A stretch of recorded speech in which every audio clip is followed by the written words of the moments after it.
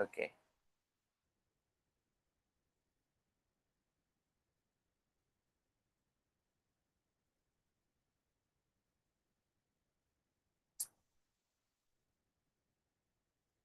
So we are reading Canto 5, chapter 14.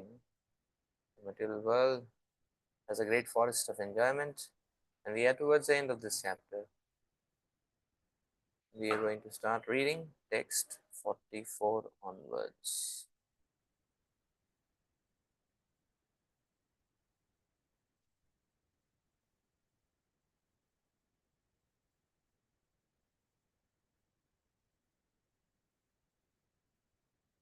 यो दुस्तजान् क्षितिसुत स्वजनार्थदारान्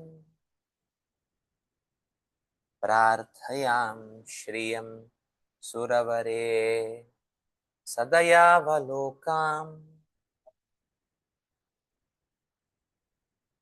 नैच्छान्निपस्तद् उचितं महतां मधुद्वित्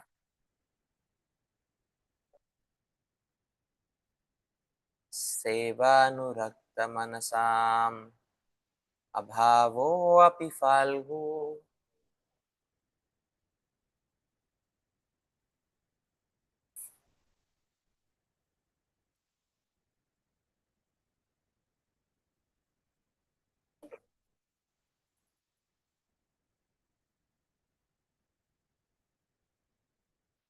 Shukadev Goswami continued, my dear king, the activities of Bharat Maharaj are wonderful. He gave up everything difficult for others to give up. He gave up his kingdom, his wife, and his family. His opulence was so great that even the demigods envied it. Yet he gave it up. It was quite befitting a great personality like him to be a great devotee. He could renounce everything because he was so attracted to the beauty, opulence, reputation, knowledge, strength, and renunciation of the Supreme Personality of Godhead Krishna. Krishna is so attractive that one can give up all desirable things for his sake. Indeed, even liberation is considered insignificant for those whose minds are attracted to the loving service of the Lord. But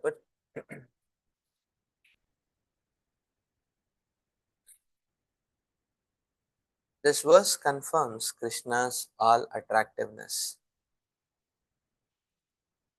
Maharaj Bharat was so attracted to Krishna that he gave up all his material possessions.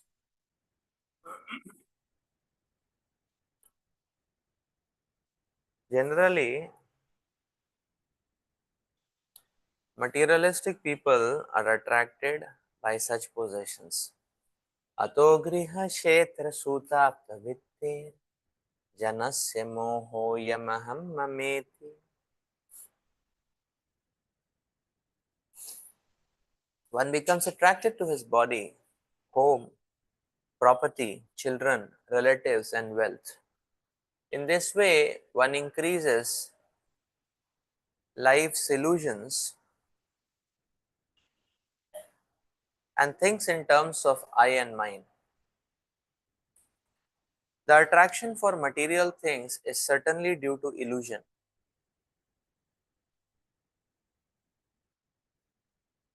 There is no value in attraction to material things, for the conditioned soul is diverted by them.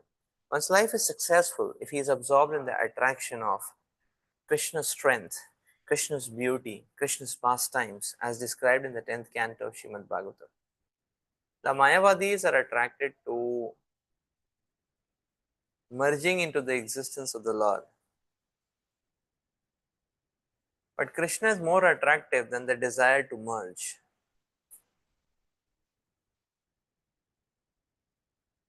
The word abhava means not to take birth again in this material world. A devotee does not care whether he is going to be reborn or not. He is simply satisfied with the Lord's service in any condition. This is real mukti. Iha yase harer dase karmana manasa gira nikilasvapi avasthasu jivan mukta sochate. One who acts to serve Krishna with his body, mind, intelligence, and words is a liberated person, even within this material world. This is Bhakti Rasamrita Sindhu. A person who always desires to serve Krishna is interested in ways to convince people that there is a Supreme Personality of Godhead and that the Supreme Personality of Godhead is Krishna. That is his ambition.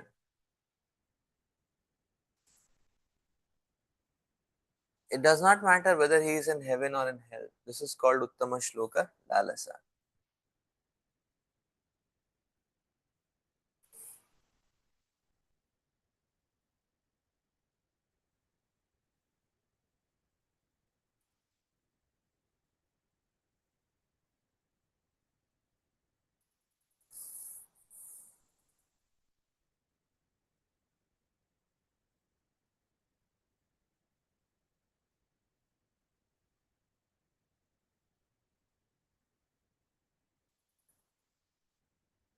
Maharaj Jadabharat explains here that Bharat Maharaj gave up all those worldly entanglements which are very difficult for an ordinary person to give up. On what basis? On the basis of attraction to the Supreme Lord. So Srila Prabhupada is explaining that this signifies the all attractive nature of the Supreme Lord. Krishna is so attractive that in front of Krishna, the material uh, glamour and as well as appears pale and fake.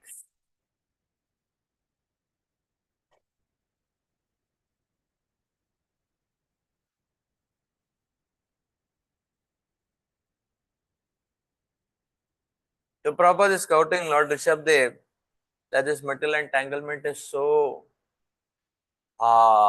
entangling because it goes on expanding in a cascade. Ato griha kshetra sut apt vitter janasya mohoyam. So one goes into further and further layers of illusion. And Prabhupada is making the point that all these material attraction is based on illusion.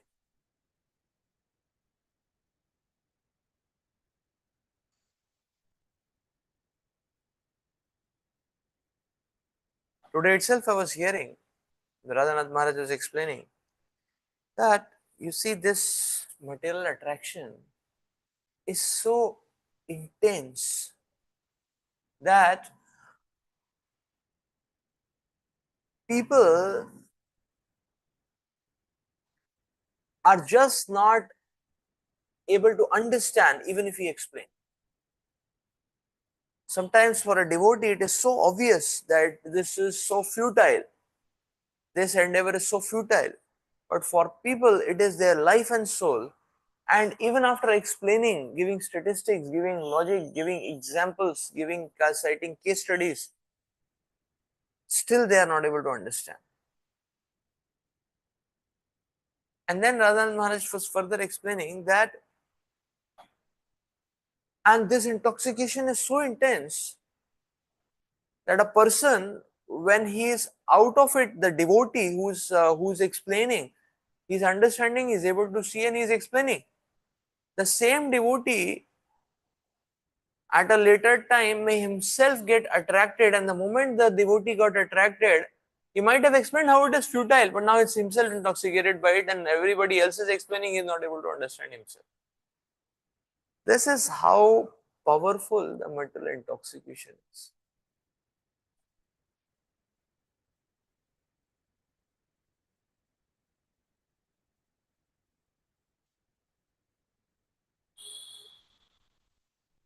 At the moment it touches our hearts, even if a person has realized that it is futile, still a person will not be able to give it up. Can you imagine the power of it? The same person was out of it, he was able to see and explain how it is futile. And the same person has got inside it And now he himself is not able to understand how it is futile. This is how material attraction is. Therefore, a sadhaka should be always endeavoring to increase one's attraction to the Supreme Lord. That yes, how to uh,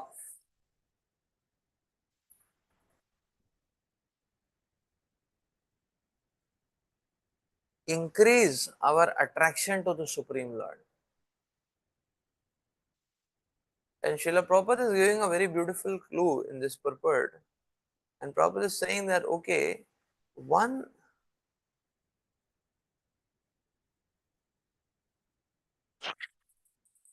yeah, just say Hare Dasa, Prabhupada is quoting. Prabhupada is saying that one who is attracted to Krishna, by all means, such a person is serving Krishna. Manasa, Gira, by words, by intelligence, body, all the ways is serving Krishna. Such a person is not affected. One may be in this material world, but one is not affected by this material world because he is using everything in the service of Krishna. And then Prabhupada is saying the point that such a person is always thinking how to convince people about Krishna, that how about the Supreme Personality of Godhead and how Krishna is the Supreme Personality of Godhead.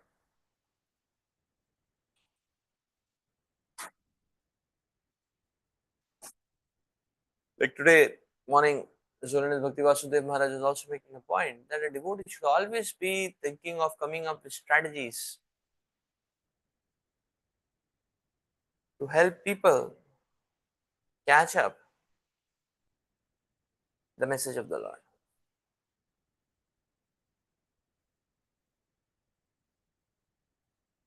So that means that such a devotee is always thinking how to make Krishna attractive for everyone.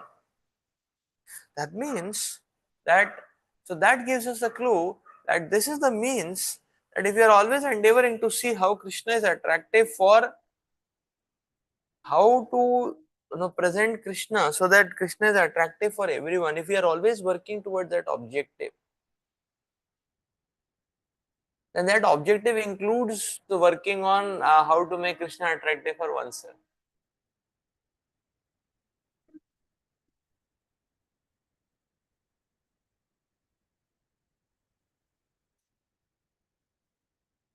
So the endeavor to convince five people includes the endeavor to convince oneself, because unless one is convinced, how one is able to go into convince five more people? You know, like that. So that's the idea. So this gives us a clue actually, that therefore we see and present Krishna's message and Krishna's beauty and opulence in various ways, strategies. We ourselves will get convinced. And that is the way Prabhupada is showing. And that's why a devotee should always be working to make Krishna very, very, to get attracted to Krishna more and more and more.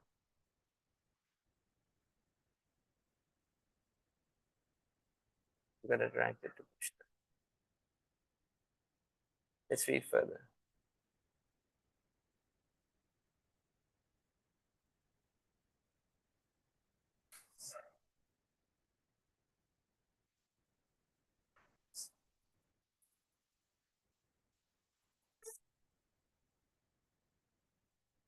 Yagnaaya dharma pataye vidinay punaya yogaya Narayanaya haraye nama iti udaram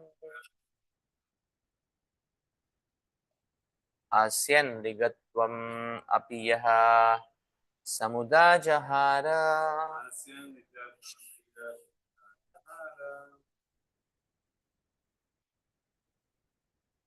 Even though in the body of a deer,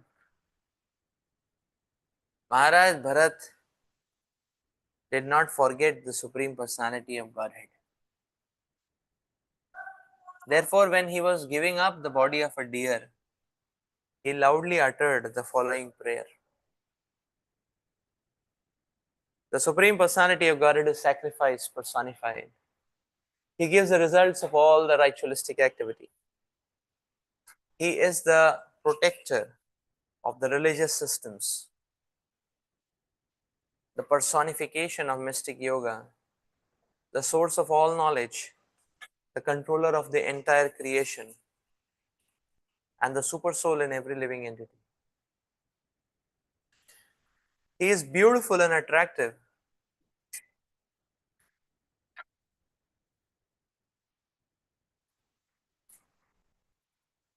I am quitting this body, offering obeisances unto him, and hoping that I may perpetually engage in his transcendental loving service. Uttering this, Maharaj Bharat left his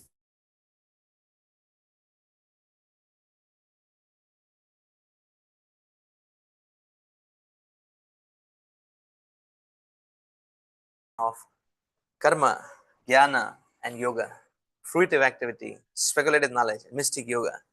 Whatever way of spiritual realization we accept,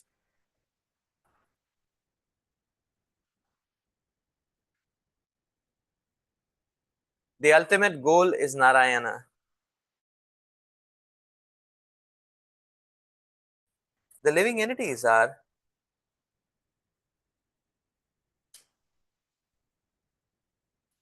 eternally connected with him via devotional service. As stated in Srimad Bhagavatam, Ante Narayana Smriti, the perfection of life is to remember Narayan at the time of death. Although Bharat Maharaj had to accept the body of a deer, he could remember Narayan at the time of death.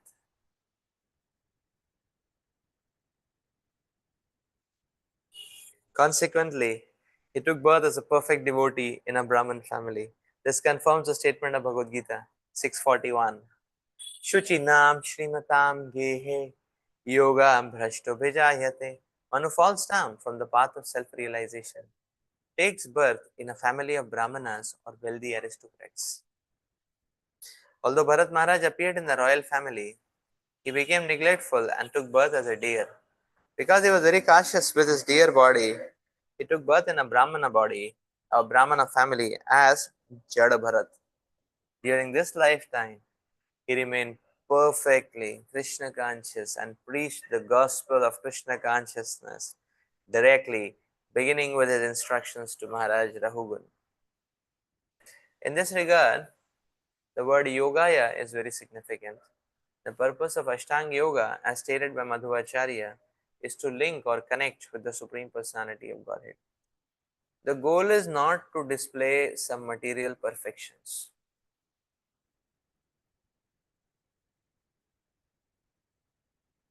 Yeah, the goal is not to display some material perfection.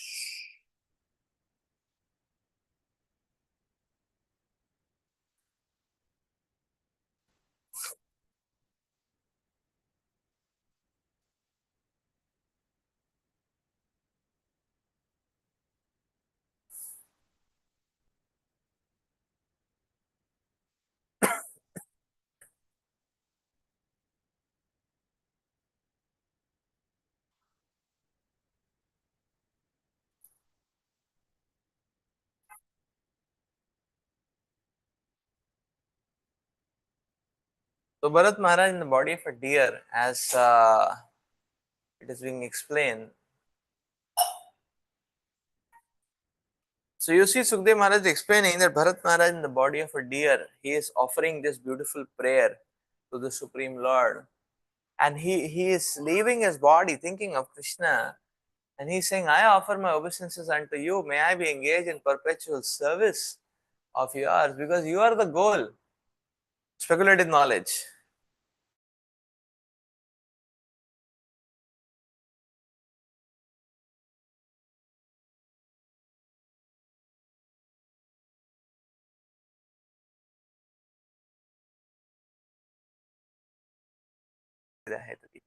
This is that platform that life after life, eternally I want to serve you, Lord. Janmani, Janmani Shware, Bhavatat Bhakti Rahetu Gitwai.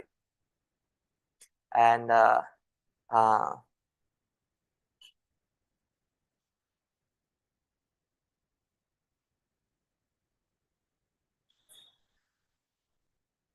a proper saying that now Bharat Maharaj, uh, being born again in the family of a Brahmana, is again proving the 641 Shuchinam Shimatam Gehe Yogo Brashta Vijayate.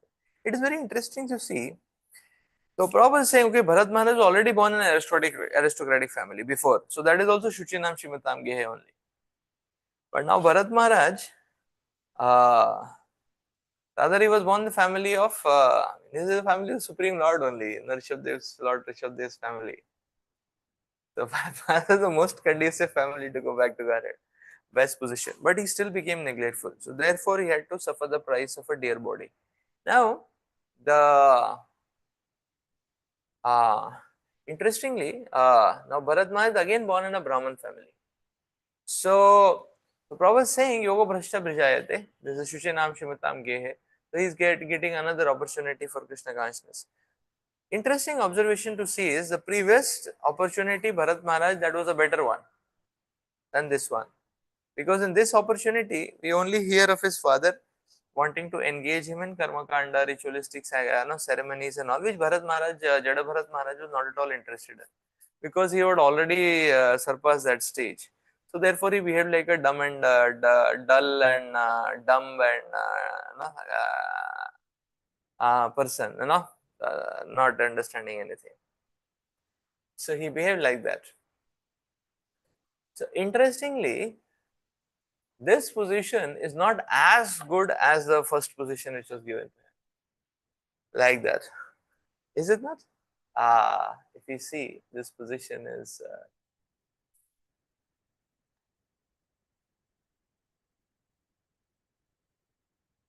and if it is Antakale cha Mameva, Bharat Maharaj is remembering Krishna and leaving the body, and still is getting the body of Jada Bharat. Because if Antakale cha Antakale cha Mameva, yeah, Ante Narayana, no, Smriti. Ante Narayana Smriti should lead to Vaikuntha immediately. But Bharat Maharaj is getting another body. From this we can learn a lesson that the remembering Krishna and going back to Godhead is possible only from human body, not from animal body. This is a classic example where we can see that. He was in an animal body. Now if you see, this is from Lord Chaitanya Mahaprabhu's metric, this is uh, so Mama Janmani Janmanishwara is Nishtha platform actually. It's post Nishtha platform. It's post Nishtha platform. But Ante Narayana Smriti means perfection. And Bharat Maharaj is saying Ante Narayana Smriti, and then he's getting a deer's body. So this goes to show that from an animal body one cannot go back to Godhead unless the Lord is personally present. Uh, but I don't know, maybe the animals in Jharkhand are Lord Chaitanya Mahaprabhu's touch, and presence. But otherwise, it's not possible. One has to come back to human body again. So he got a human body. Oh, Gajendra is a heavenly elephant, Prabhu. Maharaj Gajendra is not a normal animal. He is anyways beyond, their consciousness is anyways beyond humans. He was a heavenly elephant. So, but here we are seeing animal body, and then he is getting another human body. So, in which he was very, very cautious and careful, and he perfected his life. And Prabhupada is saying he directly preached the message of Krishna starting from Maharaj Rahugal. So his debut performance was uh, blockbuster performance, mega blockbuster performance. It exploded because he knocked off the king only from materialism. Yeah. They knocked out the king. The king being knocked off from materialism means the entire kingdom will become Krishna conscious. That is what it means. So one blow and Maharaja Raghuvan is off the materialism. So he directly preached Krishna consciousness. What a great preacher, Maharaj Bharat.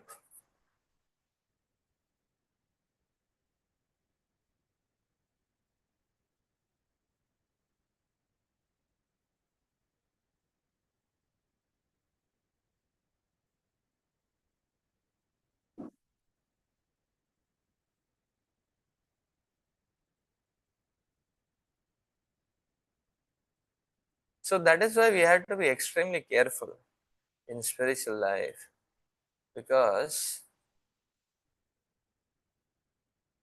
another lesson we can see here is, you see, the point is, yeah, I was making the point that if we can observe that the first opportunity which is given to Bharat Maharaj was a better one, and the second opportunity which is given to Bharat Maharaj relatively is not as good as the previous one. You know?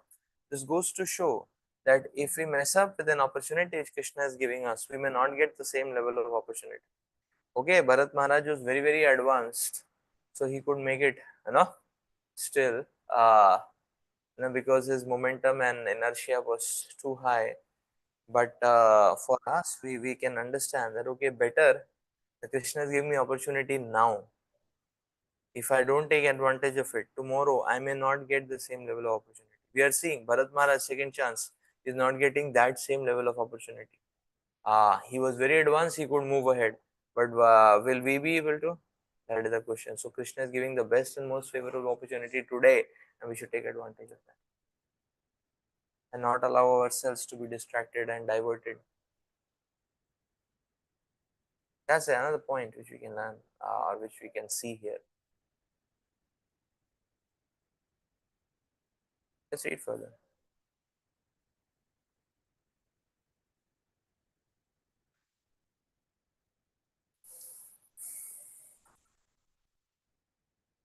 या इदं भगवता सभा जितवादता गुणकर्मनुराजऋषे भरतस्यानुचरितं स्वास्ति अयनम् आयुष्यं धन्यं यशस्यं स्वर्गयापवर्ग्यं वनुष्णोति अध्यस्याति अभिनन्दति च सर्व एव शीश आत्मना आसस्ते न काञ्चना परता iti.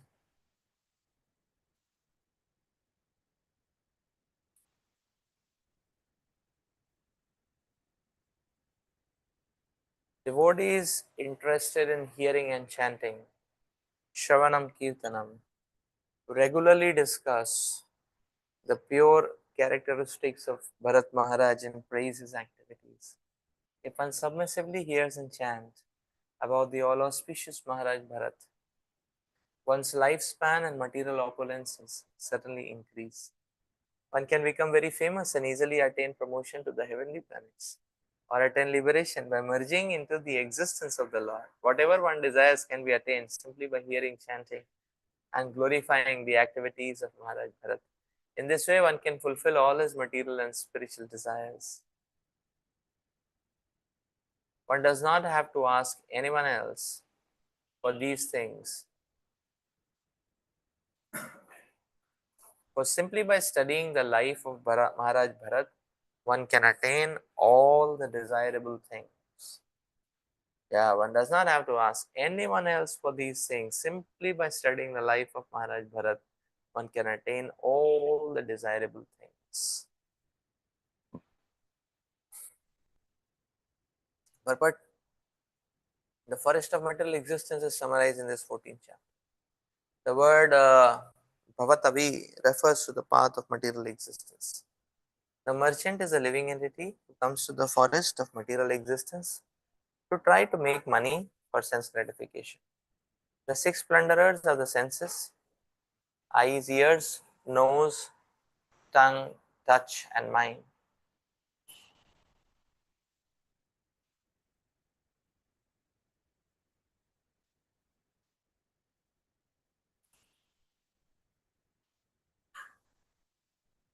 The bad leader is diverted intelligence.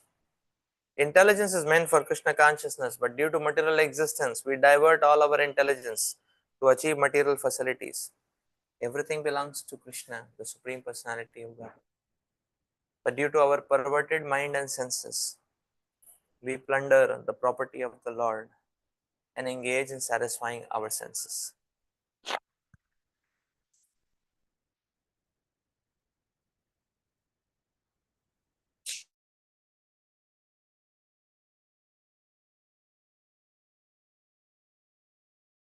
The forests are our family members, and the herbs and creepers are our material desires. The mountain cave is our happy home, and the mosquitoes and serpents are our enemies. The rats, beasts, and vultures are different types of thieves who take away our possessions. And the Gandharvapura is the phantasmagoria of the body in the home. The will o' the wisp is attraction for gold and its color, and material residence and wealth are the ingredients of our for our material enjoyment. The whirlwind is our attraction for our wife, and the dust storm is our blinding passion experienced during sex. The demigods control the different directions, and the cricket is the harsh word spoken by an enemy during our absence. The owl is a person who directly insults us, and impious trees are impious men. The waterless river represents atheists who give us trouble in this world and the next. The meat eating demons are the government officials, and the pricking thorns are the impediments of material life. The little taste experienced in sex is our desire to enjoy another's wife. And the flies are the guardians of the woman, like the husband, the father in law, the mother in law, and so on. The creeper itself is woman in general. The lion is a wheel of time, and the herons, crows, and vultures are the so called demigods, pseudo swamis, yogis, and incarnations. All of these are too insignificant to give one relief. The swans are the perfect brahmanas, and the monkeys are the extravagant shudras engaged in eating, sleeping, mating, and defending. The trees of the monkeys are our households, and the elephant is ultimate death. Thus, the constituents of material existence are described in this chapter.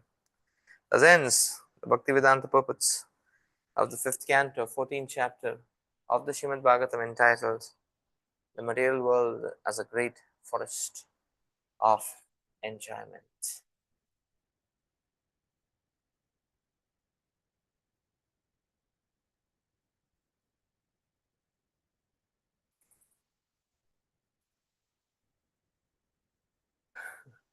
Very beautiful. Very interesting. Sukadev Maharaj is making the point that anyone who hears submissively and chants the glories of Bharat Maharaj, such a person, all his material and spiritual desires will be fulfilled. One may say, why? What is the reason? Simply by chanting the glories and hearing the glories of Bharat Maharaj, this is going to be happening.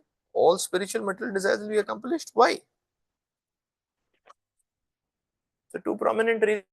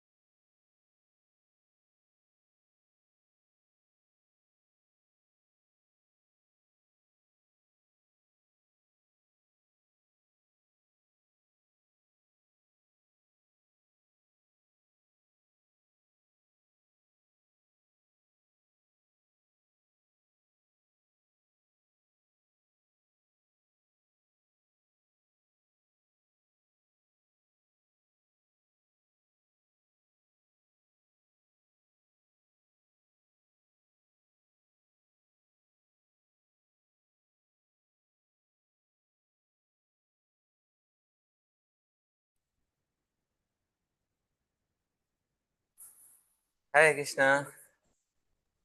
Hare Krishna. Okay, so we are Very sorry good. some Wi-Fi issues.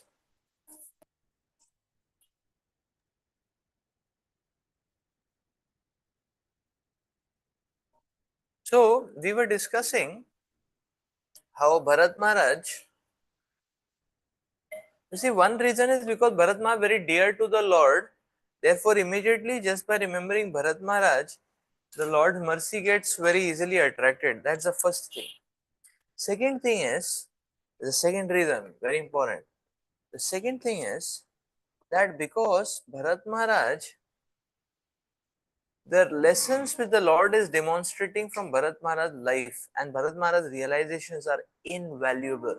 So anyone who hears submissively, attentively these Bharat Maharaj's realizations, anyone who hears these submissively, these Bharat Maharaj realizations, such a person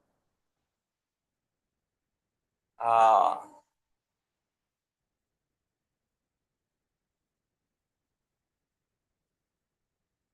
yeah, so anyone who submissively hears these realizations and one who obtains these realizations are so invaluable that they can clear all obstacles in the path of a person's devotional service.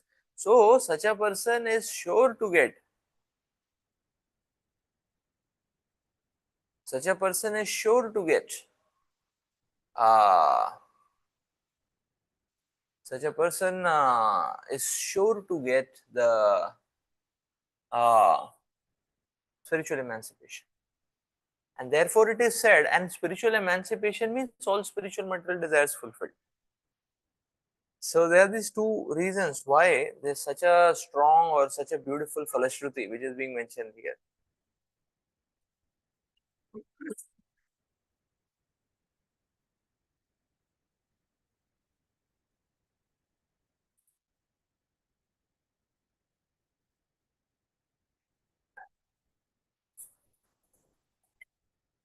Okay, so let's try to then Prabhupada is giving a recap, beautiful recap, and so let's try to do the recap and let us see, without referring to the Bhagavatam's text.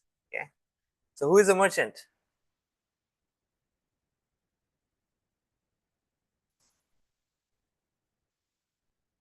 Okay, no online replies.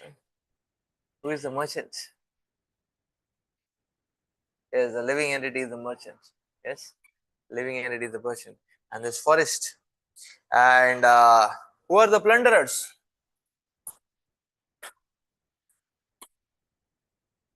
Senses. They are the plunderers. So they are the plunderers. Nah? Uh, and uh, and then who are the tigers and jackals? The tigers and the jackals. Yeah. Uh, the tigers and the jackals. The five children. Yes. Uh, the tigers and jackals. Uh, so that's right. And so the Vanik is experiencing the tigers and the jackals. And then there are owl. Who is the owl? Owl. Who is the owl? Let's see who is the owl. The owl will howl. Yeah? So who is the owl? Yeah, criticizers, people who insult us. Yes, yeah, the owl. And then there are vultures and herons and buzzards. Who are they?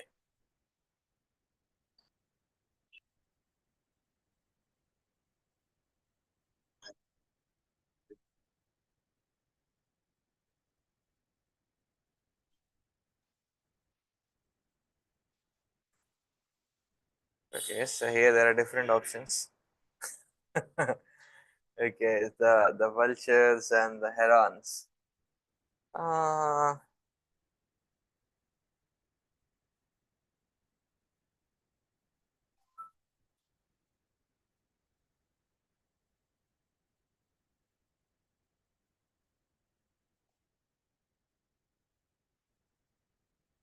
yeah, the demigods. I don't think the demigods. Fake gurus and demigods in one category. Who are they? Fake gurus and demigods? Fake gurus and demigods? Yes. Who are fake gurus and demigods? Shallow rivers. They are compared to as shallow rivers. Yeah. So yeah, I think these vultures and buzzards, they are. Hmm?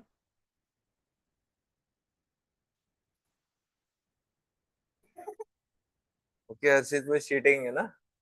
So okay, Apramanik Guru and fake gods. Okay, demigods. Okay, they are compared to us, but demigods are compared to shallow rivers also.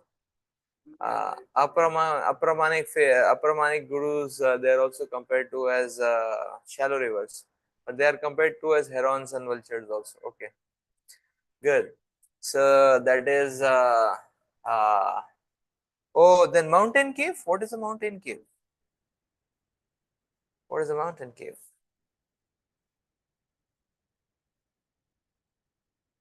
No mountain caves.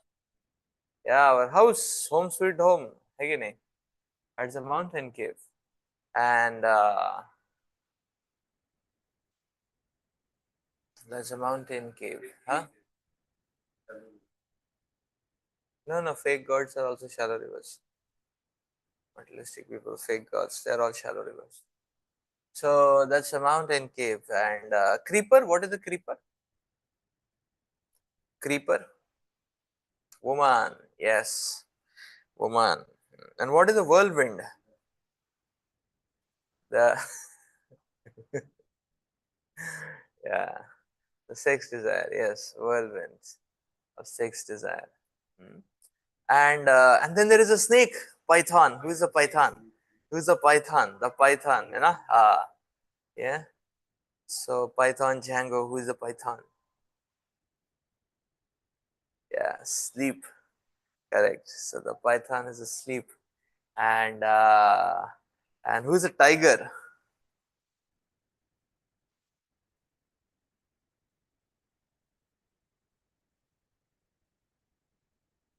Tiger? No, not time. Time is not the tiger.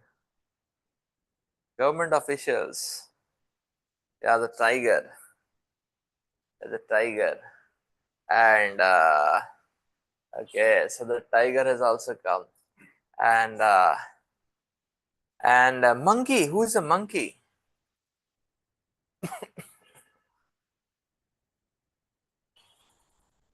Yeah, sense enjoyer. Prabhupada says extravagant sudras who are simply investing in eating, sleeping, mating, defending. They are monkeys. And then there is the elephant. Who's the elephant? Uh, the elephant of death. Death is the elephant. Yes, so this is the great forest of material enjoyment. This is the great forest of material enjoyment. And Maharaj Bharat is saying, and therefore it is said, the Acharyas say that, okay, don't, like Randan Maharaj says, no, don't flirt with Maya.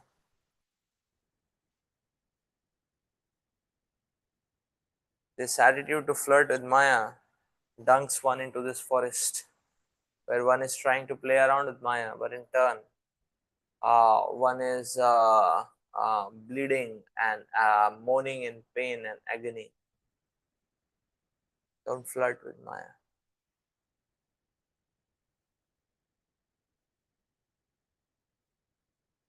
Wonderful. So this is a very beautiful analogy by which we can learn this invaluable lesson of the material world. Mahajarbhat is exposing the dangerous nature of this material world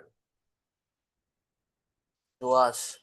So how, other than Krishna's lotus feet, there is no shelter. Hmm? So in the beginning of this forest, in the first verse only, he says, no, that what is that? Harim Anupadavim. That only the lotus feet of the Lord are our shelter, which can save us. If we go astray, if you go astray, not astray. If you go astray, this forest is the menace of this forest is formidable. Let's read further. So, with that, we'll progress ahead to the 15th chapter of the 5th canto of Srimad Bhagavatam.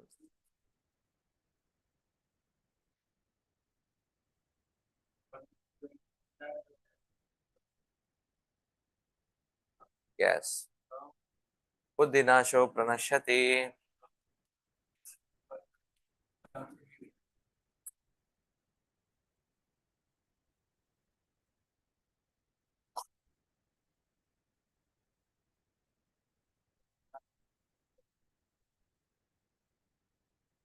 Yeah, the person who is intoxicated has to be given prasad, nice treatment, prayers. The person who does not know, does not know. Previously was knowing, but now he's not. So, person who is intoxicated, how we can help him? That is a question in general. So, okay, person who is intoxicated, how we can help him? We can help him by giving prasad. We help him by very nicely dealing with him so that he can develop faith and trust. So if one has faith and trust, even if one is not convinced, still if one follows, it will come to his credit or her credit. So we can always deal very nicely so that they can develop some love and trust. That is second thing. Another thing is that we have to wait for an opportune moment. It definitely uh, a big catastrophe may awaken the person's eyes, but sometimes the Lord doesn't just directly give a big catastrophe. Sometimes there are small tremors. So in the tremor, the person is off the intoxication for few moments or some time, little bit time. That time the devotee hits, you know, the message can go in. The person say, hey, so immediately it may create a eureka in that person's mind. So then one will be saved from the mega calamity. And secondly, even in mega calamity, many people don't understand, because again in a calamity also, unless there is devotee ignition and devotee support and devotee guidelines and guidance, a person may not be able to handle it. So we have to wait and keep pinging for the opportune moment, and the opportune moment we see, immediately we can hit like that. So therefore we keep investing in the person and keep waiting, and one might understand, oh, now the opportunity has come, immediately hit, then it may work. This is what Vidurji did to the Dhritarashtra. He waited, he tried a lot, but with the another Dhritarashtra was not only blind, he was deaf also. He was spiritually deaf, you know, and he was spiritually and mentally both blind, you know. So so the opportune moment, Vidurji hit it, and it right went. You know, surgery successful. Immediately the Dhritarashtra was off to the forest for tapasya.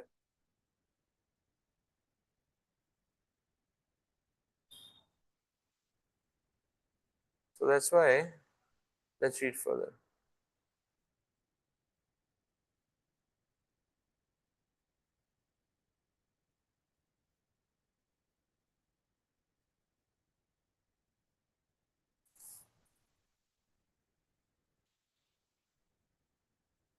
So chapter 15 is entitled as the glories of the descendants of King Priyavrata. Okay.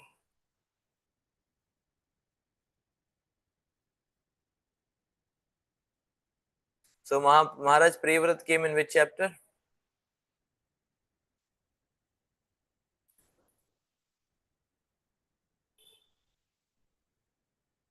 Yeah, in the beginning. So fifth canto begins with Maharaj Priyavrat. The first discussion is Priyavrat Maharaj. So uh,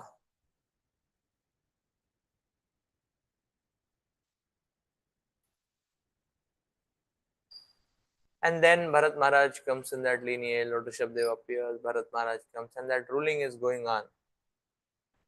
So now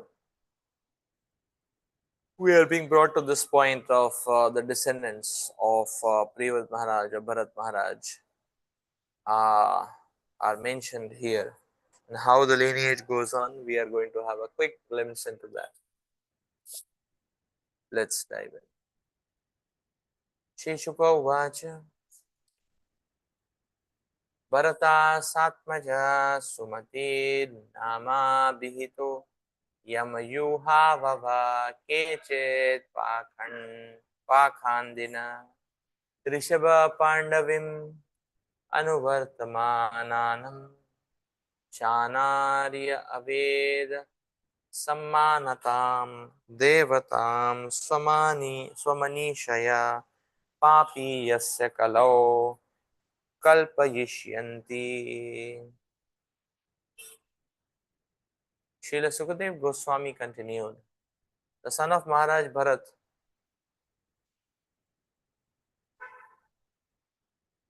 known as Sumati, followed the path of Rishabdev. Sumati followed the path of Lord Rishabdev, but in the age of Kali, some unscrupulous people will imagine him to be Lord Buddha himself. These people, who will actually be atheistic and of bad characteristic, will interpret the Vedic principles in an imaginary, infamous way to support their activities. Thus, these sinful people will accept Sumati as Lord Buddha Dev and propagate the theory that everyone should follow the principles of Sumati. In this way, they will be carried away by mental concoction.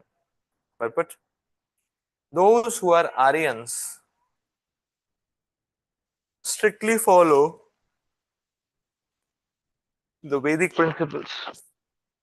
But in this age of Kali, a community has sprung up known as the Arya Samaj, who members are ignorant of the import of the Vedas and the Parampara system.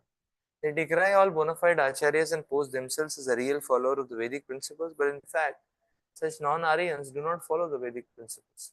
Another group of non-Aryans are the Jains, who are referred to in the present verse. Not only do they not follow the Vedic principles, but they have no relationship with Lord Buddha, though they claim to. Imitating the behavior of Sumati, they also claim to be descendants of Rishabdev. Those who are Vaishnavas carefully avoid their company because they are ignorant of the path of the Vedas. In the Bhagavad Gita 15:15, Krishna says, Vedesya sarvairahameva vedya. The real purpose of the Vedas is to understand me. This is the injunction of all the Vedic literatures. One who does not know the greatness of Lord Krishna cannot be accepted as Aryan. Lord Buddha, an incarnation of Lord Krishna, adopted a particular means to propagate the philosophy of Bhagavad Dharma. He preached almost exclusively among atheists.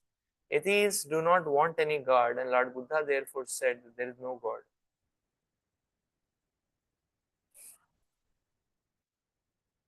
But he adopted the means to instruct his followers for their benefit. Therefore, he preached in a duplicitous way, saying that there is no God. Nonetheless, himself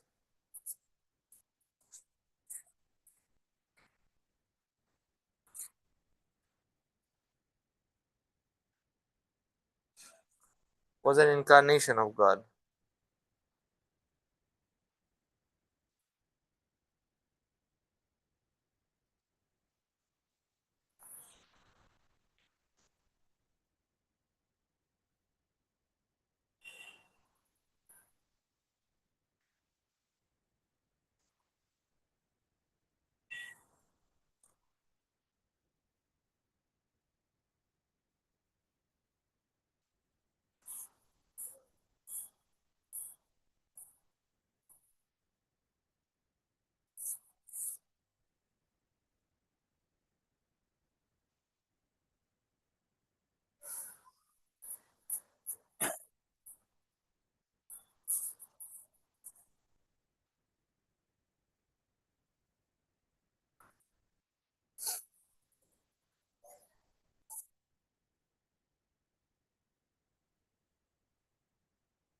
Hmm.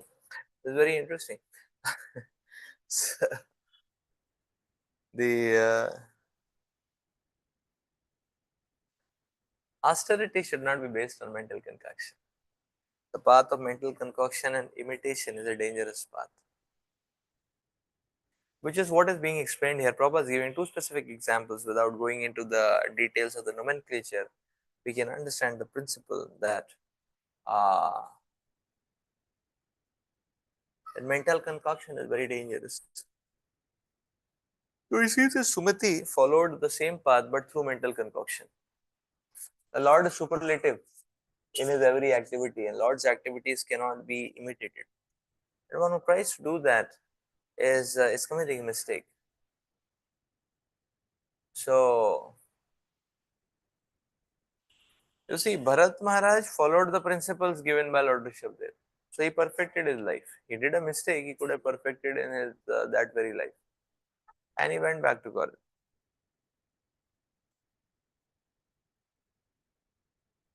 It seems Sumati is just imitating mental concoction. So, and this Sumati is being followed by, or is being, many people, unscrupulous people, they refer to Sumati as Lord Buddha. So, who is Lord Buddha?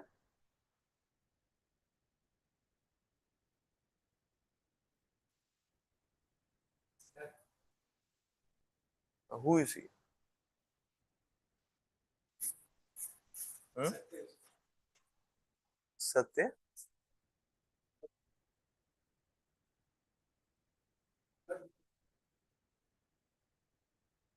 Yeah.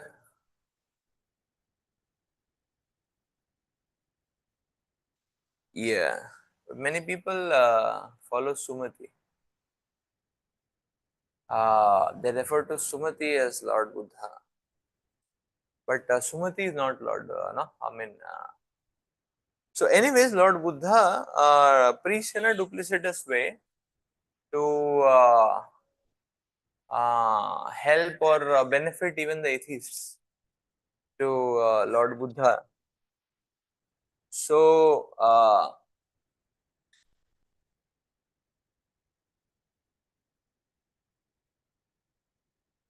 yeah.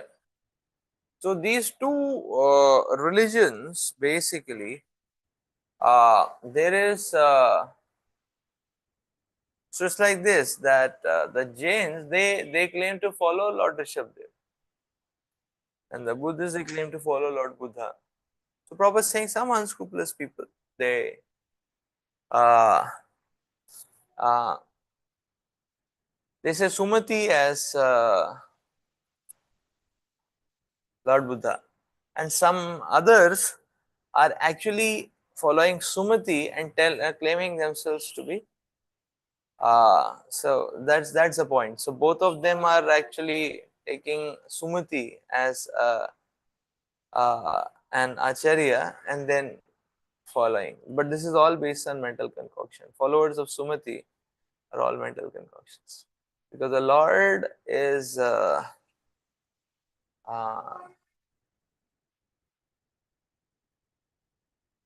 the Lord's activities cannot be imitated.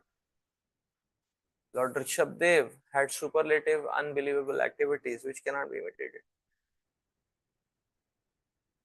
I attempt to imitate that is going to be very, very dangerous in one sense, but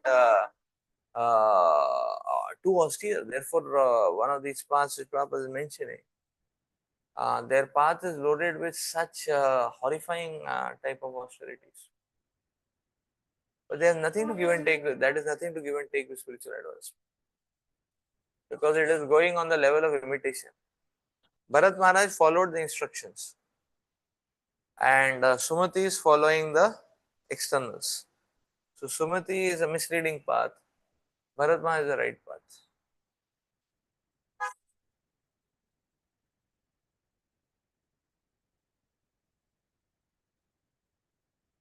That is the point. So mental concoction is very dangerous.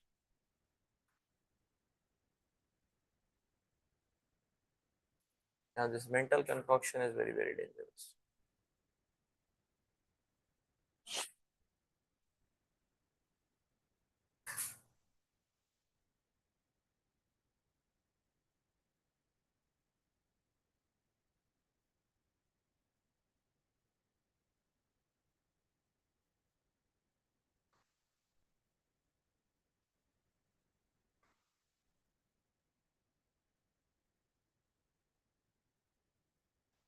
So the Lord's instructions are all in all for us.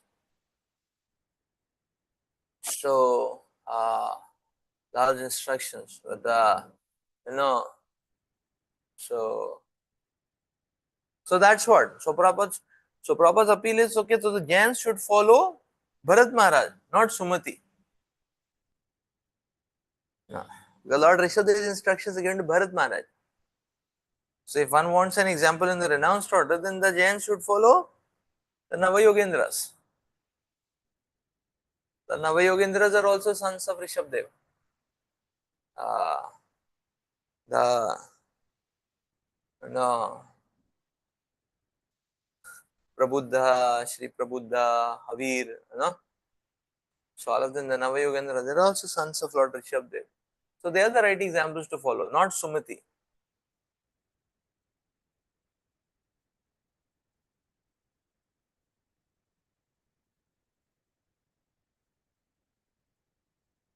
Let's read for them.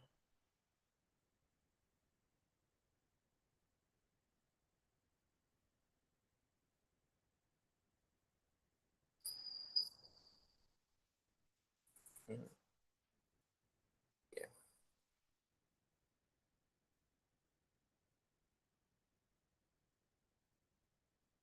Yes.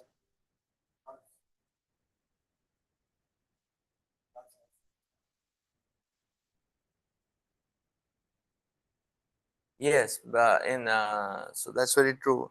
Sometimes the Lord's actions are quoted, like Lord Ramachandra, Lord Chaitanya. But if you see all these incarnations which are quoted, they are the Lord is specifically demonstrating how to practice. And that is the mission of the Lord incarnation. Like Lord Ramachandra's mission is to set Maryada. Lord Chaitanya Mahaprabhu's mission is to demonstrate bhakti. So that is, so then we can follow. And Shastra is specifically mentioning that this you can follow. So the Lord is giving a demo here. But everything we cannot follow.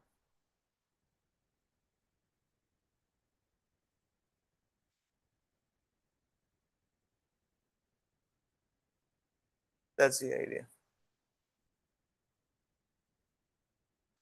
तस्माद् वृद्धसेनायां देवताजिन्नाम पुत्रो भवात्. From Sumati, a son named Devatajit was born. Or Devata and Ajit. So Devatajit was born by the womb of his wife named Vriddha Sena. Sumati's son, Devatajit.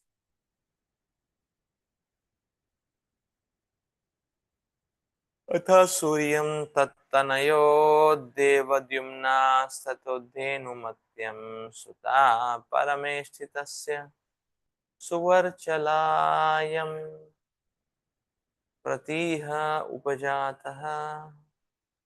Thereafter, in the womb of Asuri, the wife of Devatajit, so Asuri, in the womb of Asuri, a son named Devdyumna was begotten. Devdyumna begot in the womb of his wife Dhenumati a son named Parameshti. Parameshti begot a son named Pratiha in the womb of his wife Suvarchala.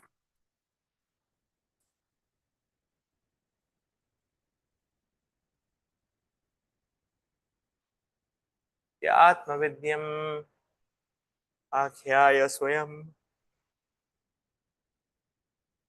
Samshuddho Maha Purusham Anushashmara. King Pratiha personally propagated the principles of self-realization. In this way, not only was he purified, but he became a great devotee of the Supreme Person, Lord Vishnu, and directly realized him.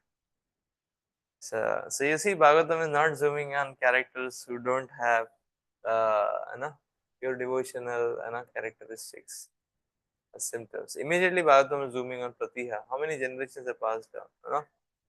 4 or 5 generations down it is. So it's 4 or 5 generations down. So Pratiha is being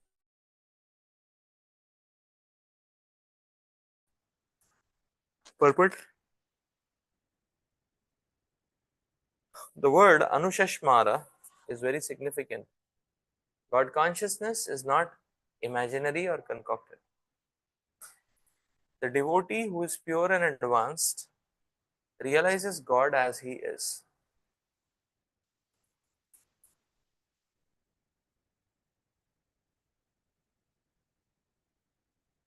Maharaj Parikshit did so, and due to his direct realization of Lord Vishnu, he propagated self realization and became a preacher. A real preacher cannot be bogus. He must first of all realize Lord Vishnu as he is, as confirmed in Bhagavad Gita 4:34. Upadekshanti te jnanam jnaninas tattvadarshina. One who has seen the truth can impart knowledge. The word tattvadarshi refers to one.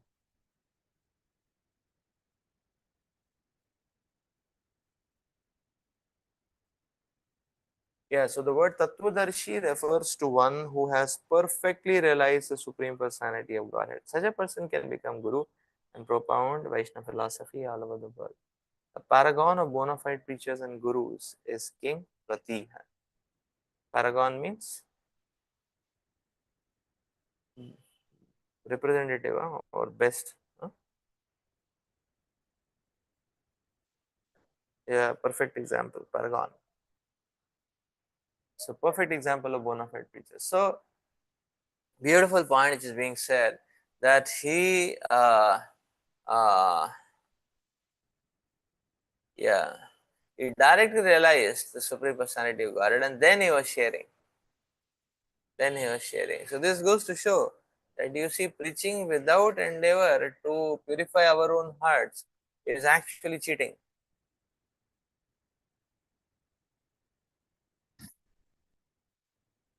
It's actually cheating.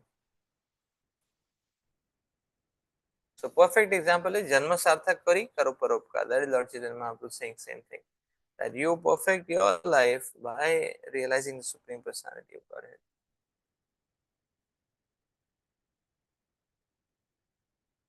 That's a preacher proper study. Beautiful. So Maharaj Pratiha, 5 generations down, 4 or 5. Yeah. Okay, text 5. प्रतिहात् सुवर्चाल्यं प्रतिहार्त्रदयस्त्रय आसन् इज्जको विदः सुनावः प्रतिहार्तु सुतयम् अज Bhuvana Ajni satam. In the womb of his wife Suvarchala, Pratiha begot 3 sons, Pratiharta, Prastota and Udgata. These 3 sons were very expert in performing Vedic rituals. So Pratihartha begot 2 sons named Aja and Bhuma in the womb of his wife named Suti.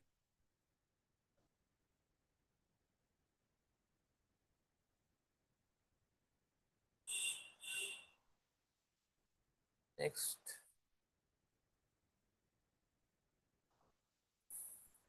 next 6. Bhumna Rishikulyayam Udgitas Prastav Devakulyayam Prastavan Niyutsayam Hridayaja Asit Vibhuratyam Cha Prithussenas Nakta Akutyam Jajne Naktat Prutiputro Gayo Rajrashi Pravaha Udarashravana Ajayata Sakshat Bhagavato Vishnu Jagat Riraksisaya Grihita Satvasya Kalat Avat Avatvadi Lakshanena Mahapurushatam Praptaha.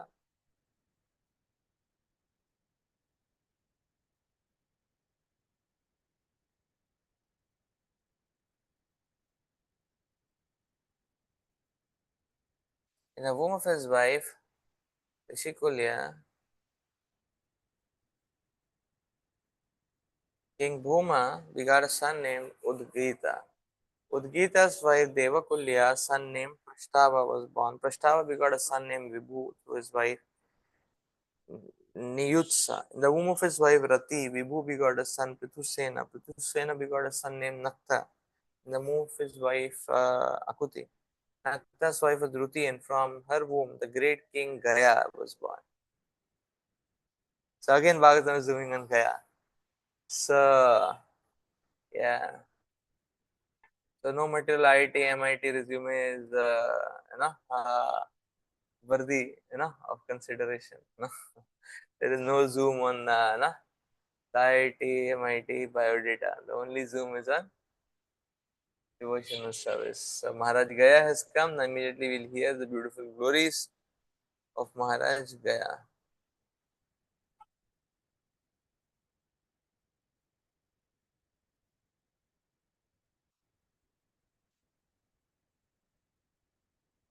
So let's read further.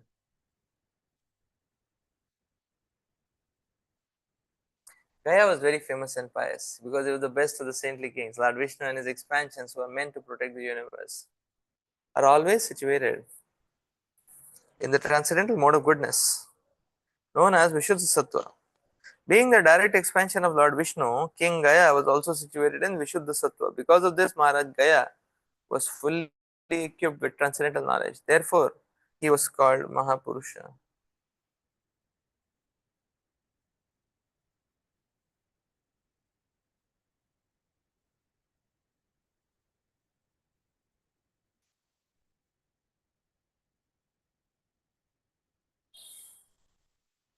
Purpose. From this verse, it appears that the incarnations of God are various. Some are part and parcel of the direct expansions, and some are direct expansions of Lord Vishnu. A direct incarnation of the Supreme Personality of Godhead is called Amsha or Swa-Amsha, whereas an incarnation from Amsha is called Kala. Among the Kalas, there are Vibhinamsha Jivas or living entities. They are counted among the Jiva Tattvas. Those who come directly from Lord Vishnu are called Vishnu Tattva and are sometimes designated as Mahapurusha. Another name for Krishna is Mahapurusha, and the devotee is sometimes called Mahapurushika, Paurushika, Mahapurusha and Mahapaurushika.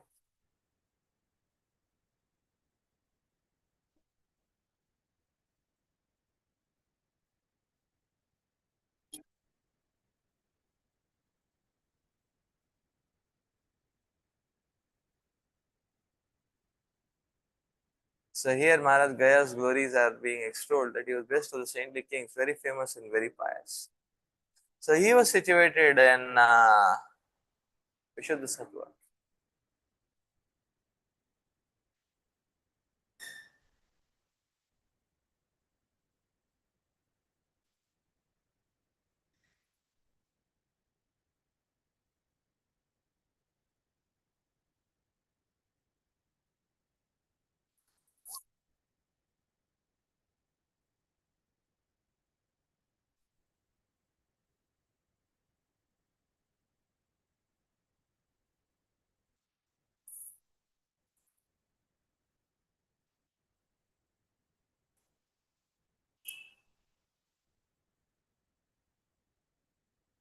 सवै स्वधर्मेण प्रजपालन पोषण प्रीण नोपालन अननुशासन लक्षणे स्यादिना च भगवती महापुरुषे परावरे ब्रह्मणि सर्वात्मनार्पिता परमार्थलक्ष्येन ब्रह्मविक् चरणा चरणानुसेव्य अपदीत भगवद भक्ति योगेन चाभीक्ष्णसा परिभाविताति शुद्धमति.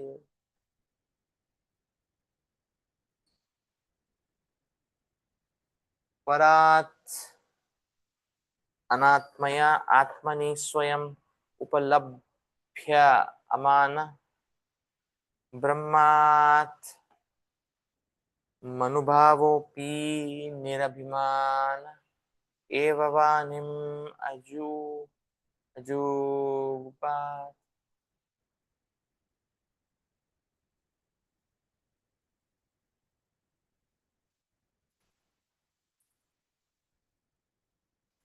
King Gaia gave full protection and security to the citizens so that their personal property would not be disturbed by the undesirable elements.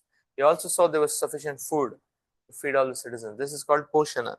He would sometimes distribute gifts to the citizens to satisfy them, Prinana. He would sometimes call meetings and satisfy the citizens with sweet words. This is called Upalanana. He would also give them good instructions on how to become first class devotees. This is Anushasana. Such were the characteristics of King Gaia's royal order. Besides all this, King Gaia was a householder who strictly observed the rules and regulations of householder life.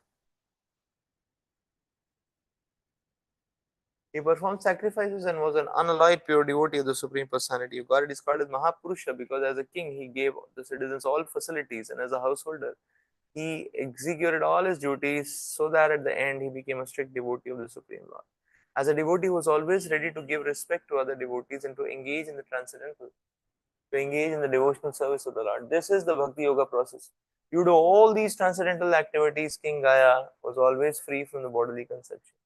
He was full in Brahman realization and consequently he was always jubilant. He did not experience mortal lamentation. Although he was perfect in all respects, he was not proud, nor was he anxious to rule the kingdom. Purport.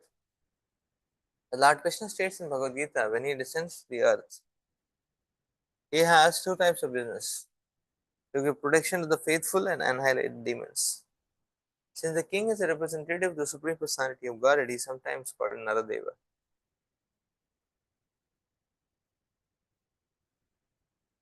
That is, the Lord as a human being. According to the Vedic injunctions, he is worshipped as God on the material platform.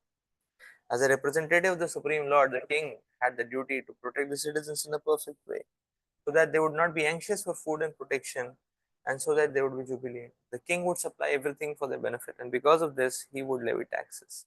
If the king and government otherwise levy taxes on the citizen, he becomes responsible.